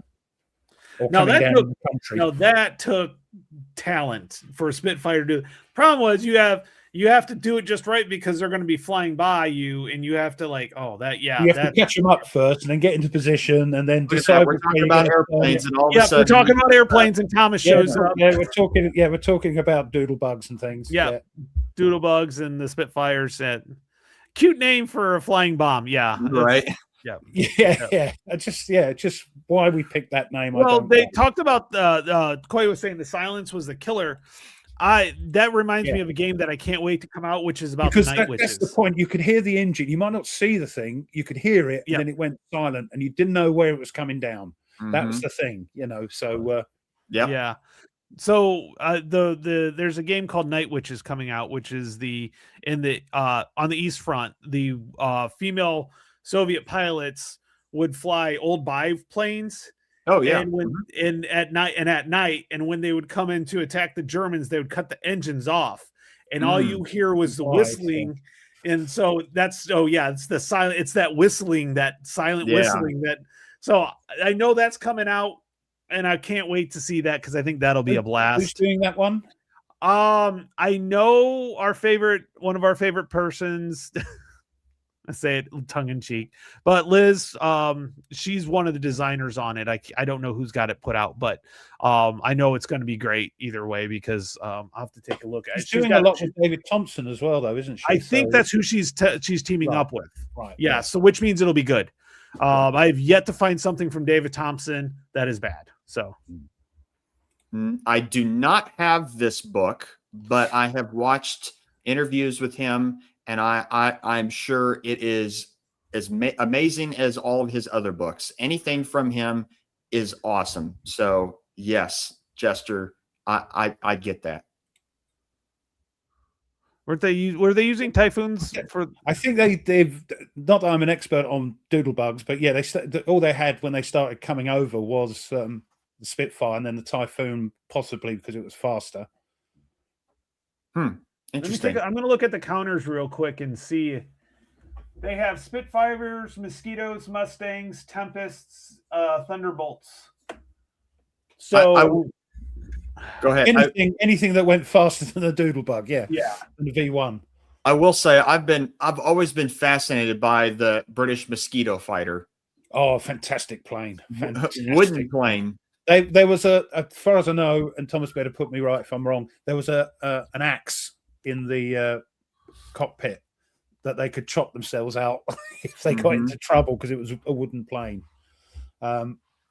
Is it Full Circle doing that? Right. Yeah. I'm waiting for one of their other games right now. I'm not very happy that it's taken as long as it is. Yeah, she's a good historian. The book that Jester was asking about is written by Barry Strauss, the guy. I recognize that name too. I have a different opinion of Mary Beard because of things she's done and said. Correct. Yeah. But as a historian, like her stuff's usually accurate. So sometimes you got to take of that. Yeah. Oh, so Thomas said they did the Night Witches thing in Korea, except for it was North Korean women pilots. Oh. His father spent many nights sitting in the trench at the Air Force yelling up into the sky. Dragging his fist. Wow. Huh. Yeah. So now, someone had mentioned earlier, and I wanted to ask Ruff about. I thought at some point, were you going to play A Glorious Chance? Yes, I saw it in the comments. That's another one because it's there, and I haven't played it yet. And I know Tony's done a thing with Gina. Yeah. Oh, okay. To get Gina on the show maybe one day to have a chat, a bit of class. You know what I mean? Bit of class. So yes, quite a complex game, Tony. Still, isn't it?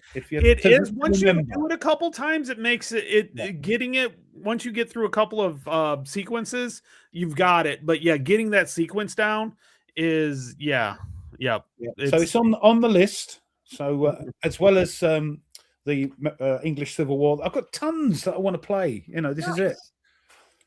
Excellent. Now, Blackbeard, the Blackbeard game from Fort Circle. I do not have a good pirate game, and I'd love to have a good pirate game. I've got this one that I want to play around with. There's a solo mode to it, but I want to play around with it. An old game, isn't it? Put out what? Yeah, older game. This is not there's a Avalon Hill version, and then this is the GMT. Some people like this one. Some people like the old one better. When did that come out then? This one is in should be on the front. 2008. Yeah, so oldish. Oh, you can't get it anymore. Really, I'm not can you? going to call 2008 old as this. My daughter was born in 2007. I know, but game wise, you Game can't. wise, yes, it's ancient in game can't- terms. 18, can't get it 18 anymore. years. That's quite a while. Yeah. In dog years, it's an eternity. So I will tell you what, though, there is one World War or a pirate game that I would really look at, which is the one that Compass put out, because it was by Joe Joe Carter. Yes, and he originally put it out as a print and play, and he's Mhm. been tweaking it for so long that I think it's solid. I haven't heard any complaints about it at all. Is that the guy? I think he also did like dog boats and snow boats. Oh, No, right. no. No, it's a different guy. Okay. Yeah. I'm thinking about someone else then. Yes, this is. Let me pull it up right now so I want to You be see, those accurate on games. it. I mean, those games appeal to me because I do like on rails. I do like games. That's why I'm playing. Well, the Beneath. thing is, from what I can tell, that the pirate game is not so much on rails. It's not a narrative game. No, there's a lot of the games that Schnell one. boats and dog boats. Oh and yeah, all that those. sort Yeah, of- those are definitely on rails. I know Wayne didn't like a particular one and got into trouble for a little while. Yeah, he won't do anything. He won't play any of those or buy any of Compass games. Yeah, that's anymore. fine. Yeah. Well, they asked him to take the review down, so I kind of understand. But why should he have to? That's what I'm saying. Yeah. He didn't. No. But since they asked him to, that's where he was kind of like. So that's- it is okay. So here's gold. So it's the golden age of Golden piracy. Age of Piracy. Yep. It is the guy that did devil boats and dog boats. Is it Joe Carter? Yep. Same guy. I do Okay. have this, Oh yeah, I've seen that. which is Oh the yeah. the art in that is Yeah. really cool. again, it's a printy play thing. You know, the maps are what they are, a bit like flying colors. But yeah, it's a very. It's not hard to play, but there's a lot going on. And, He does have a lot of print and play. But Joe Carter has a lot of print and play games. It's Black Cat or whatever. You can go if you go on War Game Vault. He has a ton of games. So I don't think this one's on his rails as much. As for Picket Duty, I enjoyed it. I actually got it and played it. I enjoyed it. I played it. Yeah. So, I I can't want that remember. game. Yeah. There's a lot going on in that as well. It drives you mad, doesn't it? It's a bit like everything's happening at once, yeah, and you've got to control lots of stuff going on. with Yes, it. because if you the thing is you Well, can yeah. go through and maybe not get hit as badly, or then all of a sudden you're getting nailed by 3 kamikazes all at once. It's one of those games that you could have not much happen, or it could just all go. It's kind of like the Hunters, where you can Yeah. go out, get one. You may not even get out of, like, you might be in the transit box and get killed type deal. This is I'm not gonna. Yeah, it is what it is. Yes, that's his name. That did that book I just showed you. He also did the He did the cover. art for VUCA. He's doing some. He has done some art for VUCA games, like yes, the he has, and 1812. I have it here. Yeah, that one. Yeah, Yeah. beautiful looking game. See, Yeah. when I see 1812, I don't think of Napoleon, and that's just the American in me. We have a war. no, of- Yeah, I do because I think of Tchaikovsky. You know, the 1812. Oh overture yes, yes. about that. You know, so yeah, of course But, you had, like, so you I had hear- other I problems hear- with us. Yeah, I hear War of 1812. I see 1812. I'm expecting to see Andrew Jackson on the cover. Is Yeah. what I'm expecting. So Yeah, we were involved in that as well, weren't we? So Okay. yeah, the draw. Somebody tried to argue with me that it wasn't a draw. I'm like, yeah, it did cost us a lot economically, and I'm not going to deny that, but it was. I think still a draw. we got bored. You ran out of Yeah, money. Is what wasn't happened. Yeah, well, that's because we had so many fingers in so many pies. Yeah, Our there wasn't thing really was- much else going on in the world, at that No, time. yeah, it's Not- just Very not leave quiet them. era. Yeah. Leave them. We'll deal with them later. You know. Yeah, that's right. Oh, do- all right. You lost your before privileges. He's Oh, really dear, oh, mistaken. dear. Yeah. I Yeah. will agree, Sark. Yes, the Seljuk box art is very, very cool for Mm-hmm. the Levian campaign one. Yeah, Yes, get- which la, is la, our la. which is a YouTuber's game, by the way. Yes, that's Justin Guard, isn't it? Yes. Yes, that would be a fun episode, Dragon X. We've done that yes. already. We have, yes. And well, not for the command post. We've done it for the back in the War Room days. Yes, Seljuk, there you go. Best box art for a war game. That's definitely one of my my little I get on my soapbox about. Because it's like a book, isn't it? The cover. I know they say don't judge a book by its cover. You shouldn't judge a game. Yes. I mean, and honestly, when it comes to games, you almost have to judge. We're getting to the point where I was watching a podcast that I have for about books, and they're like, go ahead and be a book snob because there are literally millions of books and you will not get to read them all. So why bother reading or, not you go ahead and judge a book by a cover because that can make a difference. I'm starting to feel that way about about board games, about war games and board games. I'm like, if the cover's kind of like, and I don't know, like if you know the artist or if you know the game, if it's a series or the designer, But like if it's a new designer, and I mean, granted, it's a series, Levy and Campaign, but that's probably the best Levy and Campaign cover out there. One of the best. The Inferno's a good one too, by the way. I like the Inferno. Got a bit of grief, didn't it? The box cover art of that got a bit of grief. For Nevsky got a little. Nevsky did, yeah. Nevsky did. Nevsky, what did I say? Yeah, yeah. And the dude up in the sky looking down. Yeah, who's that supposed to be? Anyway. Yeah. It's okay. It's not bad. Different. I've seen a lot worse. I have seen a lot worse. What was the one that as soon as I feel sorry for the person that designed it, but when what's his name left GMT, that's a good one. McGowan left. Yeah, Roger McGowan left, and then they brought out a game, and I think it was the Plantagenets. That's the one. Hideous. Not even correct. Not even correct. I feel sorry for the person that designed that. He's got so much grief. Francisco Gradirel. It's a French, so there's probably there you go. There's the reason then. He's also the problem was the artist layout was Charlie Kibler, and he usually does a really good job.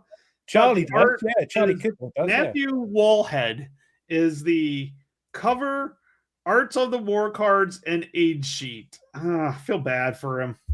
Charlie Kibler I don't think it's bad. It's inaccurate. It's inaccurate for a start, I think. But from what they were saying, but it's just like isn't it? It's like compared to it's watercolors basically. It looks like watercolors.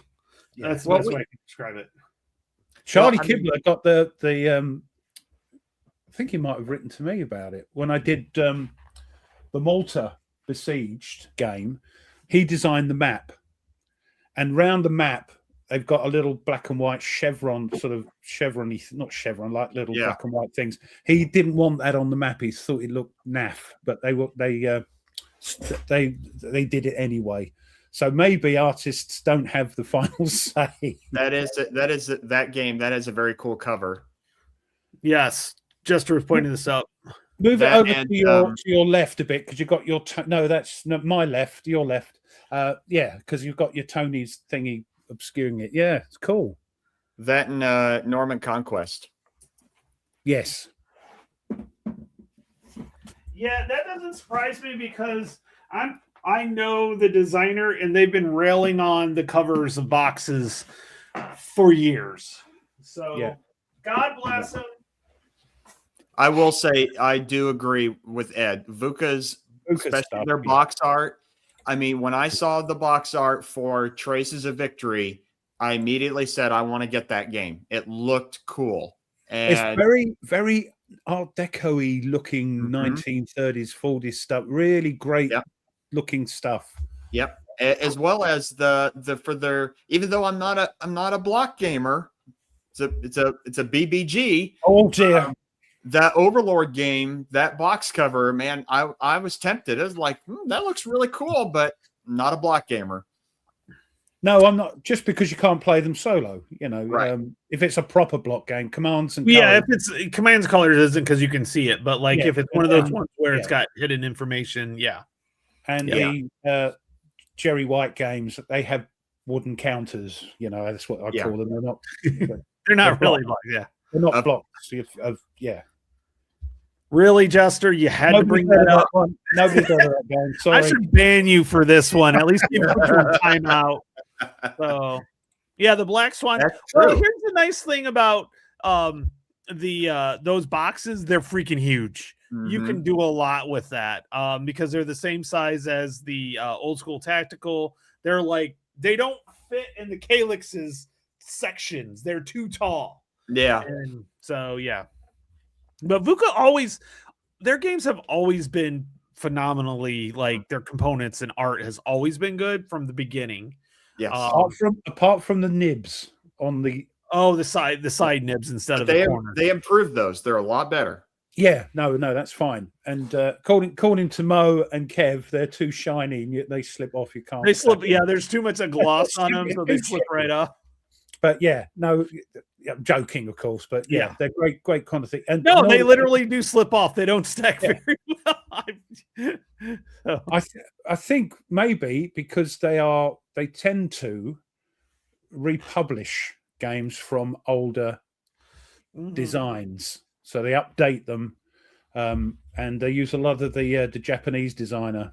Yeah. who- I mean, they name I have can't some new ones like Imperial Elegy is new and Traces of Victory is Yeah, new. yeah. But you're right. They Some are of taking the earlier ones, Yeah. that like I've Traces of Hubris is an older design. Traces Yeah. of War is an older design. Arkan is an older design. Arkan, yeah. And But like Red Strike is new. that's and that's Eve's. That's Eve. Yeah, Eve. Yeah. So yeah. Not Yeah. Eves. I know better than. I'm sorry, Eves, if you watch it. I'm sorry. The S is silent like the P in Bath. All right, as I keep telling you.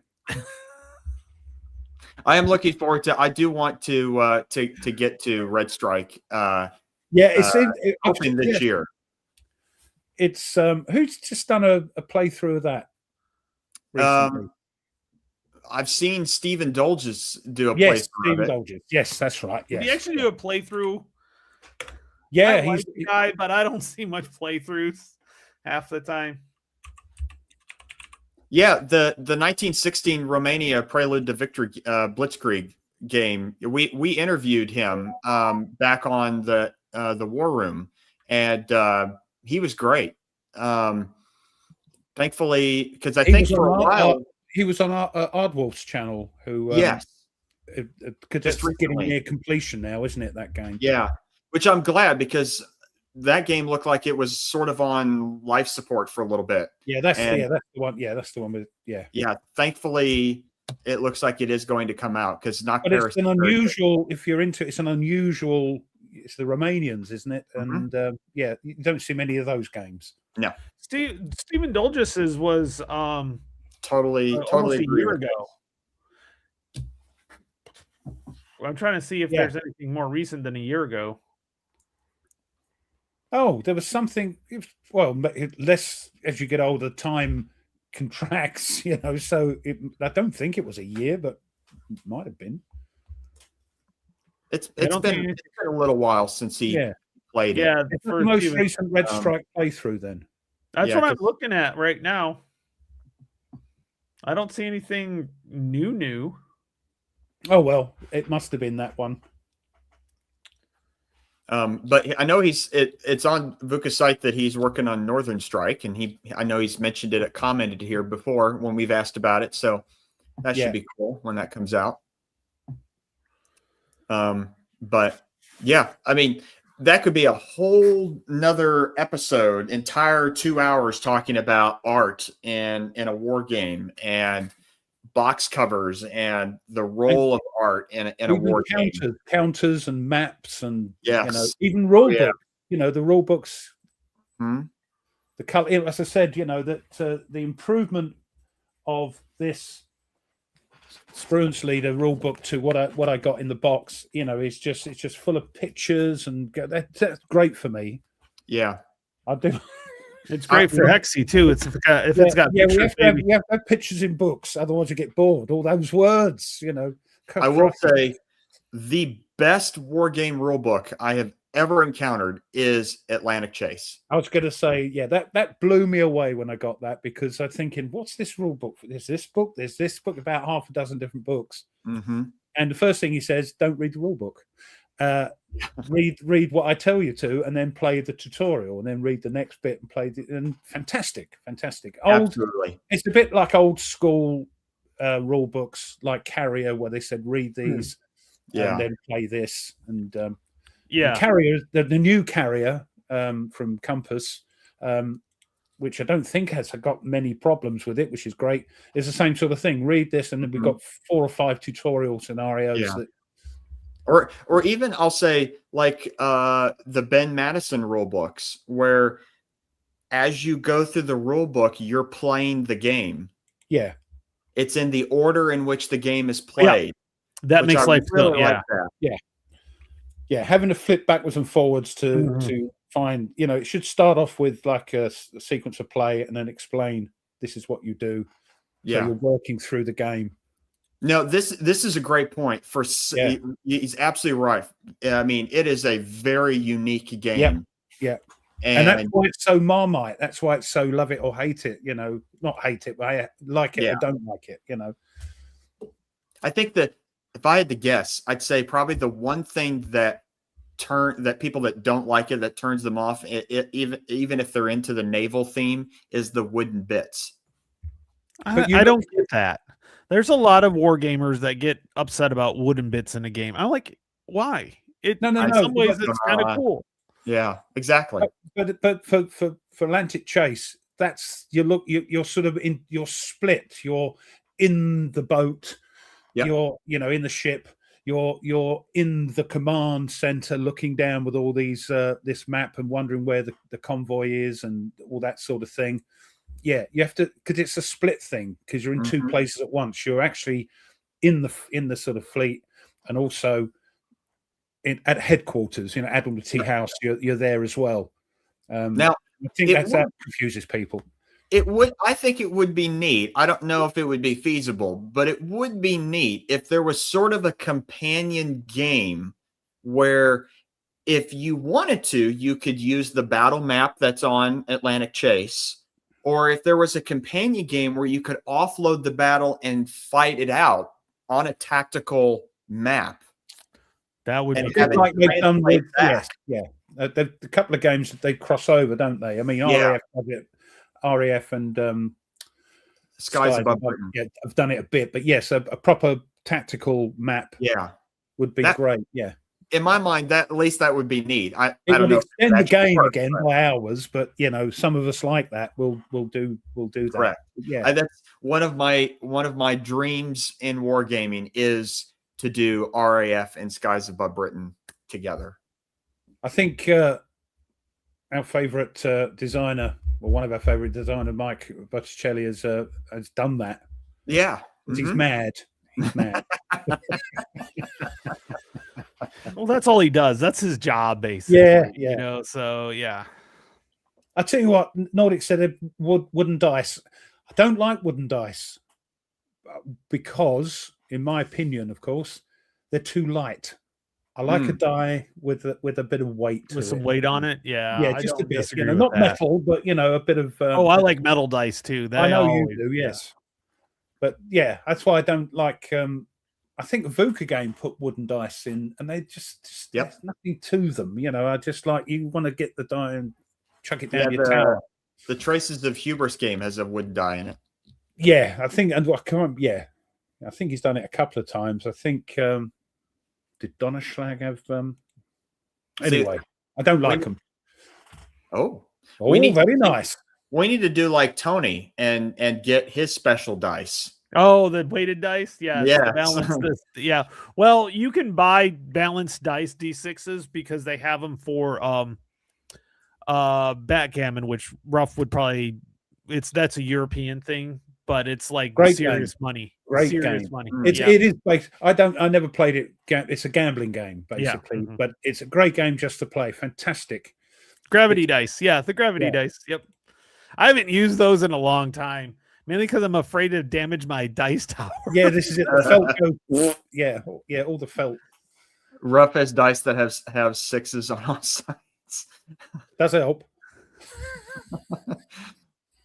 Yeah. Dragon, yeah. Rough, yeah. Sixes on all sides, and he pulls them out when he's playing Battles of the American Revolution to make sure that. Yeah. No, people, why would I cheat? For goodness sake, it's pointless. It's pointless. The only time I think a YouTuber should set up a game is if he's trying to show off the game. Well, and Wayne actually admitted that sometimes he sets it up because he wants to show the game and all the possibilities. It's one of my biggest issues with examples of play. They usually show everything playing smoothly. Yeah. Like, this is what happens when you success. Show me what happens when you fail, because that's what's going to happen to me. In real life, yes. But when I do playthroughs, what you see is what you get. Yeah. Yeah, it's funny because I've been accused of doing it on other games as well. I think somebody else, when I was playing Israeli Defense Force Leader, somebody went, throwing certain the chances of that are so small, just saying. And I thought, well, that's what happened. I can't help it. Yeah. See, my problem is not so much necessarily the dice being the problem, it's the dice tower. So if I keep getting ones, I'm like, well, I'm going to swap to a different dice tower or throw it in a bowl. You do what Gimpy does. You do what Gimpy does and murders the dice. You take them out and burn them on your brazier there, and hear them scream and laugh. That's right.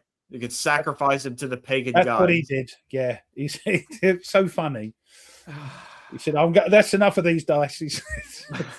Well, I did. So when I did Rolling Thunder, they reached out to me and wanted me to. So I did a session on my channel. I recorded it, and he's like, "Well, what feedback?" I'm like, "Can you show in your play what happens when you don't succeed on your mission? Because I need to know that, because it just makes I can really learn from the examples of play. I really am a big learner of that. That's how I learn." And showing what happens when you fail something, especially on a solitaire game, they're still showing you how the game works, but they're showing you that you're not always going to win, and that's great. Yeah, they show you're going to win the whole game every time, and everything's going to go successfully. I'm like, you should put in there what happens when something doesn't succeed. And he's like, "Oh, that's a good idea." I'm like, well, thank you. I go, you just got to have somebody that loses solitaire games to tell you how to do. I tell you what, are good dice to use are those 12-siders. Oh, the double D6s. Those are fun. I like those. Yeah. They roll nice. They're more, I think, more going to be more sort of fair, if you like. I'm using them actually for the next. I've got them out. If you get Knock Paris, it has a D20 in it. Yeah, that's not unusual. If you play D&D and other non-war games, any other role-playing game, it's a D20 system, basically. It's a D20, and so, I mean, this has got a D20 in it. Beneath the Med's got a D20 just to pick. Yeah, pick the not an unusual for me anyway. They're not an unusual dice. D4, D3s. No, they're just not. They're the right size for that. I mean, really. They are. They're like, Paul, that made my day right there. That is hilarious. And you can just watch the pain that dice tower is going through every time a sparrow lands on it and cracks on it, And get your own back on these inanimate objects. That's what I say. I like this. I made a great dice tower out of Legos, but my granddaughter took her. Tell you what, there's a guy that plays mainly board games. He's a German guy. And his dice tower is a Lego one. Yeah, I can't. Is that Kalismar? No, it's. No. I know who it is, but I know who you're talking about. Yeah, I know who you're talking about. He plays lots of different games, and he's got this Lego dice tower he uses. Yeah, it's cool. Oh, there we go. It's Lego, not Legos. Okay. J-Play? Is it J-Play? J-Play, that's the man. That's the man. Yeah, I watch him. He does stuff too. Yeah, he does things I watch, Yeah, he does. He kind of does everything. He does some Yeah. war games and stuff like that too. He's done Space Empires and Yep, other he things. did. I think he didn't do Atlantic Chase. I can't remember if he did Atlantic Chase or not. Remember that because I would have watched it. But Now- those are the there's Hey, the hey. 12 side of sixes. They're Yeah, great. the Bob. W6s. Yep. Now, Bob, when you play Atlantic Chase, play a scenario that you've not tried before. Yes, because there's lots of solo scenarios anyway. Mhm. But even if you do play the same one, it's going to end up different. Yep, which is that's great. true. But try something new. Yeah, Nordic's trying something new. He's going to make a dice tower out of browns. Can you imagine how loud that's going to be when Oh you my put God. a dice Yeah. on it? I'll be able to hear you from here. That's why I had to put foam all over my sort of really knackered dice tower. Yes, he because did somebody do. He complained did, yep. that he was listening in the car and he said it just went right through me, that noise. So I put sponge on it. But here we go. Bless Hexy's heart. Okay, here we go. Commander Robert E. Lee. There, that'll make him happy. He's back. That's above right, water that's now. right. Like in Kernstown, Blind Swords, GBACW Simple, which I think they're playing Black tonight. Swan. I think or Blind Swords. No, they're doing Blind Swords tonight. Camp and Hexy are doing not Long Street Attacks. He feels better now. Thunder across the Ozarks, I think he's doing. Because they're like doing them in chronological order, I think. Mhm. So they're all up tonight. So if you guys want to watch some Blind Swords, they'll be on tonight. And I always like to to put out stuff like that when I see stuff. From our fellow YouTubers. yeah, I tell you who used to use that. Ozark, Hold on, yeah. where is it? Oh, I'm ditching my dice the tower for OG used to use that. Used to use a tumbler.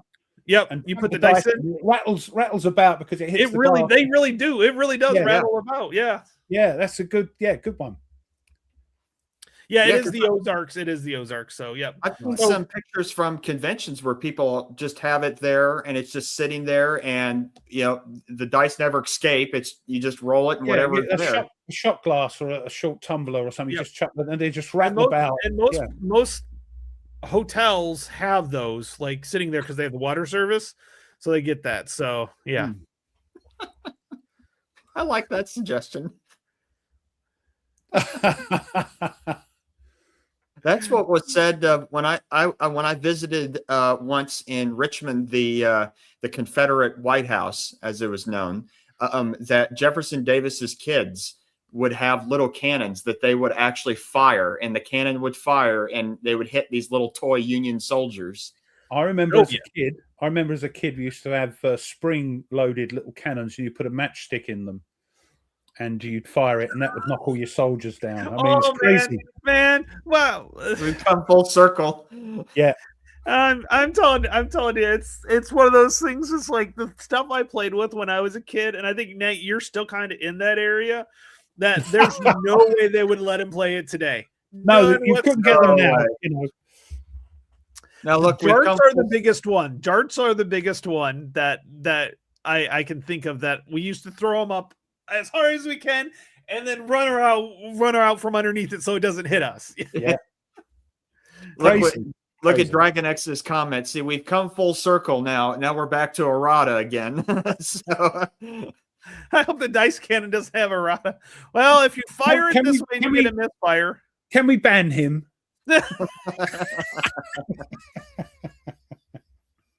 Oh man. And a warning label: do not play point too much.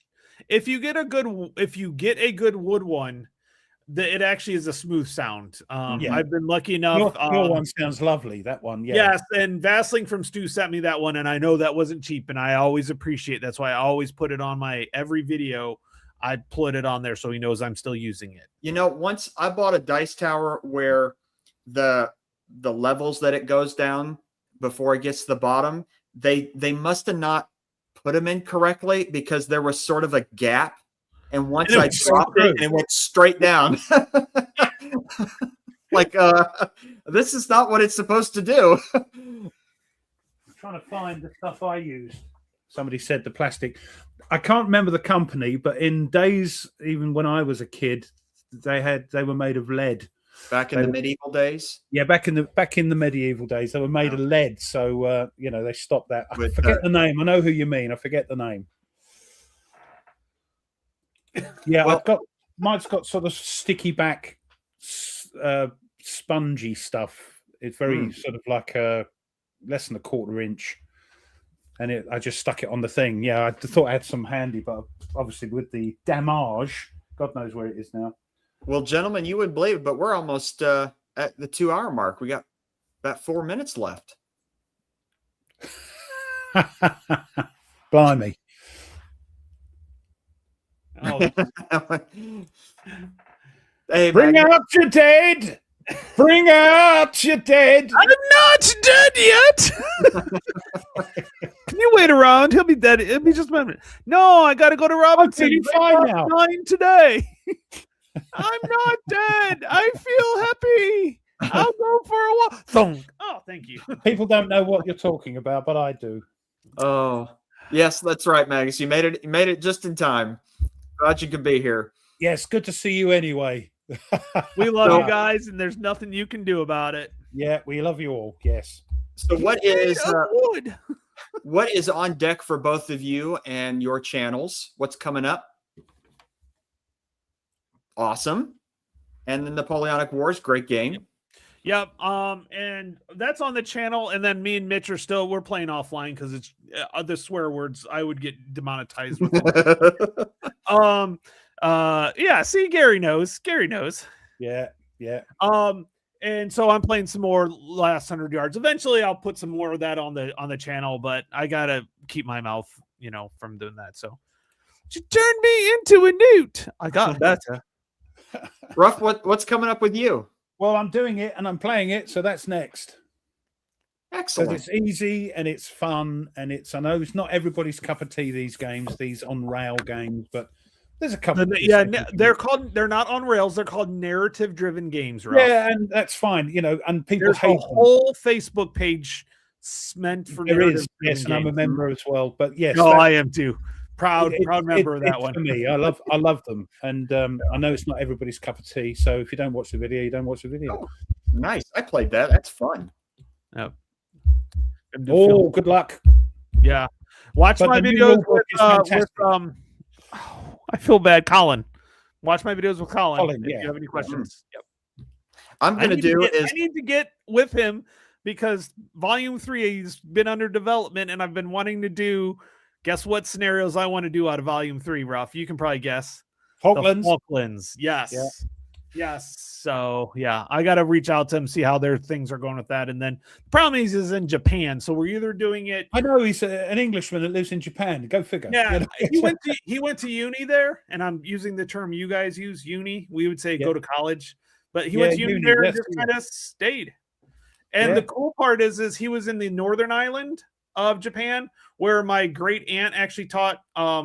Is it my great aunt? No, yeah, my great aunt actually taught English to Japanese, and he said he talked to somebody in like a fishing village that's learned English from somebody. So Probably then. yeah, there's a good chance. It's the connection is really weird. So Yeah. I'll have to reach out to him because if that's getting to the point where it's getting close to final development, I would love to have him on. But so we're either playing at like 6 a.m. here or I know, 6 he- a.m. yeah, he there. did- One of yeah, the two. It yeah. just Wow. it depends. So Oh, by the way, our next live stream, Tony, yes. is going to be a bit of ACW, isn't it? When we get round to Yes, it. when we do get back, we're going to do Kernstown Blind Swords. We're going to reach out to have a referee to make sure I got my rules right, and hopefully Camp will be able to do that. So cool.